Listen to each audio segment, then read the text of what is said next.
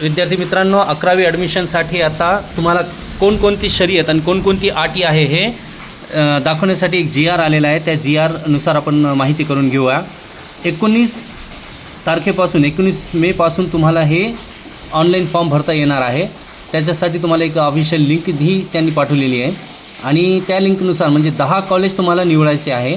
प्राधान्यक्रम द्यायचं आहे तुम्हाला. ज्या कॉलेजला तुम्हाला प्रथम प्राधान्यक्रमांक द्यायचा असेल त्याला 1 नंबर 2 नंबर 3 नंबर असे तुम्हाला 10 कॉलेज निवडता येणार आहे.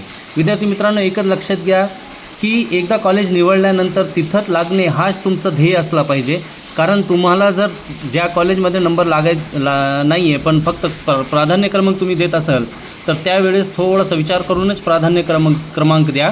कारण एकदा ॲडमिशन झाल्यानंतर दुसरे ॲडमिशन घेण्यासाठी लई मोठी प्रोसेस असणार आहे. ही ऑफिशियल त्याची वेबसाईट आहे पहा.